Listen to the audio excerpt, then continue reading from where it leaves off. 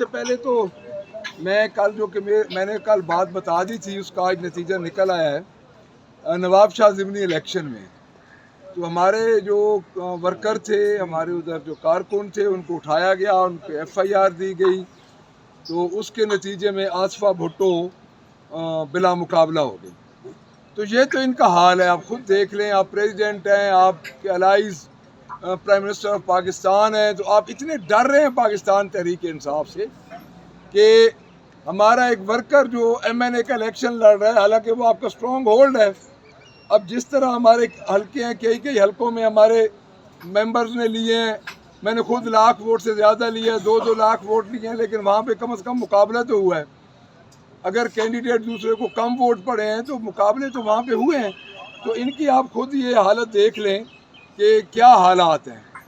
تو میں اس کی شدید مذمت کرتا ہوں، ہماری پارٹی شدید مذمت کرتی ہے کہ اس قسم کے اوچھے ہتھ کنڈے یہ نہ لگائیں، اور اس قسم کے اوچھے ہتھ کنڈوں سے یہ بچیں، کیونکہ جب پاکستان تحریک انصاف کو یہ دیوار کے ساتھ لگائیں گے تو پھر عوام خود اٹھ کھڑی ہوگی، کیونکہ پاکستان تحریک انصاف عوام ہے۔ اس کے بعد میں آؤں گا کسان کارڈ پہ۔ یہ ایک اور پاکستان تحریک انصاف کی انہوں نے نقل کی ہے۔ پہلی بات تو یہ ہے کہ یہ کسان کارڈ پاکستان تحریک انصاف ہمارے قائد عمران خان نے شروع کیا تھا، یہ اسی کا تسلسل ہے۔ کوئی ان کی کریٹیو یہ پالیسی نہیں ہے کہ انہوں نے کوئی نیا کام کیا ہے۔ ہاں، ایک نیا کام ضرور کیا ہے، ایک ریجیکٹڈ شخص کو جو کہ وہاں سے آیا وزیر اعظم بننے کے لیے اور اپنی جماعت نے اس کو ریجیکٹ کیا، تو اس کا فوٹو انہوں نے لگا دیا کسان کارڈ پہ۔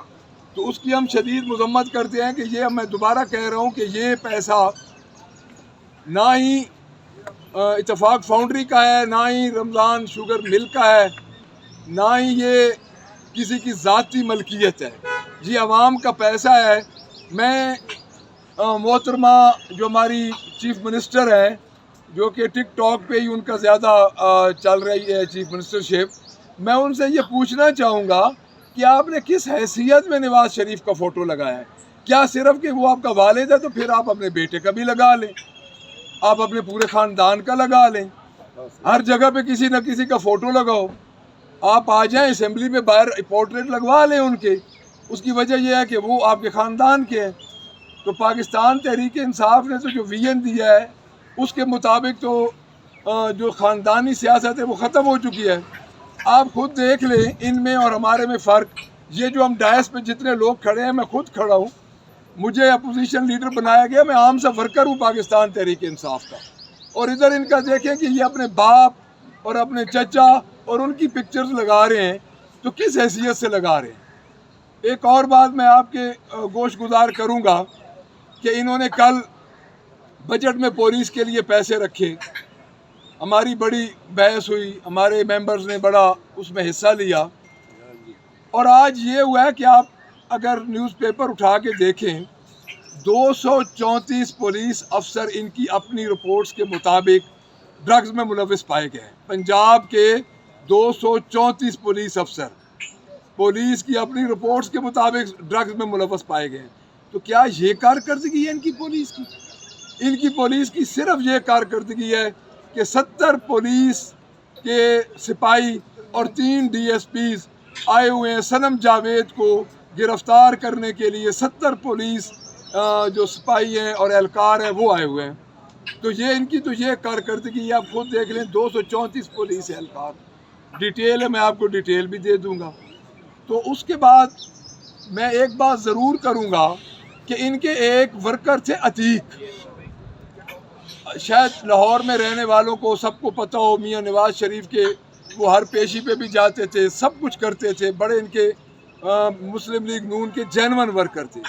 انہوں نے 3 دن پہلے خودکشی کی ہے، اور اب اس کے گھر حمزہ شہباز بھی گیا ہے، اس کے گھر مطاولہ تارڑ بھی جا رہا ہے۔ اچھا، ایک بات یہ ہے کہ اب اس کے گھر جانے کا کیا فائدہ؟ ہمارے ورکرز، پاکستان تحریک انصاف کے ورکرز، پاکستان تحریک انصاف کے جو ورکر ہیں وہ تو ہمارے ٹکٹ تبدیل کروا دیتے ہیں۔ ادھر تو یہ حالت ہے ان کی ورکرز کے ساتھ تو یہ ان کا بہیو ہے کہ ان کے ورکرز ان کے دور حکومت میں جہاں مرکز میں بھی ان کی حکومت ہے اور جہاں پہ صوبے میں بھی ان کی حکومت ہے تو یہ خودکشیاں کر رہے ہیں. یہ تو ان کا حال ہے. میں اس سلسلے میں یہ عرض کروں گا کہ جو اس وقت پاکستان کی صورتحال بن چکی ہے سوائے عمران خان کو رہا کرنے کے کوئی اور چارہ نہیں ہے. جتنا آپ ہمیں دبائیں گے جتنا عمران خان کو دبائیں گے وہ آپ سے دبنے والا نہیں ہے. یہ ملک اپنی بڑی قربانیوں کے بعد حاصل کیا ہے اور اس ملک پہ خدا را رحم کریں اور فی الفور عمران خان کو رہا کرنے. اس کے علاوہ اور کوئی مداوع نہیں ہے. آپ کو عمران خان کو رہا کرنا پڑے گا. یہ نوشتہ دیوار پہ لکھا جا چکا ہے. Thank you very much. اچھا بجر صاحب، کل آپ نے ہاؤس کے اندر 2-3 سوالات اٹھائے تھے جا رہی ہیں اور آج پھر آپ نے مہنگائی پہ بات نہیں کی. سر میں نے تو کی ہے. میں نے تو اس پہ بجلی پہ بھی کی ہے. ہر روز کرتا ہوں. اچھا میں آپ کو یہ عرض کرتا ہوں، دیکھیں میں نے فگر نکالے ہیں رمضان سے پہلے کے اور رمضان کے بعد کے. اب کئی چیزیں ہیں وہ 70 سے بڑھ چکی ہیں، 70% سے. کئی چیزیں ہیں جو 50% بڑھی ہیں. کئی چیزیں ہیں 35% بڑھی ہیں. اب ہے ضروریات کے مطابق چیزیں بڑھی ہیں، لیکن اصل بات یہ ہے کہ ان کا کنٹرول نہیں ہے. رمضان میں عموماً تھوڑی بہت مہنگائی ہوتی تھی، لیکن اس وقت آپ بازاروں میں چلے جائیں سوائے فوٹو سیشن کے اور کچھ ان کے پاس کچھ بھی نہیں ہے. مجھے یہ بتا دیں کہ کتنے دکانداروں کی انہوں نے چیک کی ہے کہاں پہ. اب میں کئی ویڈیوز ایسی آتی ہیں جس کو ہم بیس نہیں بناتے، بٹ آپ سوشل میڈیا کے ساتھ بھی آپ کا تعلق ہے. دیکھیں کئی ویڈیوز ایسی آ چکی ہیں جن کو بے نقاب کر چکی ہیں. مہنگائی کا تو آپ یہ اندازہ لگا لیں کہ یہ ابھی جو سولر یہ دے رہے ہیں اس میں بھی انہوں نے چینج کر دیا. کسان کارڈ یہ سارے مہنگائی میں آتے ہیں. دیکھیں عام روزمرہ کی چیزیں میرے خیال کے مطابق 60 سے 80% تک رمضان شریف میں بڑھی ہیں اور اویلیبلٹی نہیں ہے. اب جو آپ کا رمضان پیکج کا جو آٹا ہے اس کی اگر آپ اس کی کوالٹی دیکھیں تو میرے خیال میں عام حالات میں پیسے سے وہ لوگ 20 روپے میں وہ کلو نہ خریدیں. بات یہ ہے جی کہ یہ جیلی گورنمنٹ ہے، جیلی مینڈیٹ ہے. سوائے پاکستان تحریک انصاف کے ورکرز کو دبانے کے ان کے پاس کوئی مینڈیٹ نہیں ہے.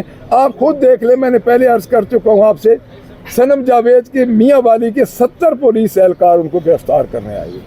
تھینک یو جی. جو سلطان کا خونی کھیل جاری ہے اس پہ کوئی کام یہ نہیں کر رہے، آپ لوگ بھی خاموش ہیں. میم بولے ہیں جی، ہم تو ہر روز، کل بھی ہمارے ممبرز پتنگ پہ بولے ہیں.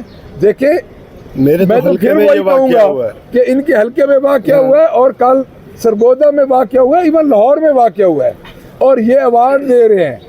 ادھر ان کا جو مقابلہ لگا ہوا ہے، ابھی تو ان کا آئی جی پہ مقابلہ لگا ہوا ہے کہ آئی جی کے ٹرانسفر کو کوئی ایک کہہ رہے ہیں کہ ہونی چاہیے اور کچھ جو مرکز میں گئے ہیں وہ آئی جی صاحب کو ادھر لے کے جانا چاہتے ہیں.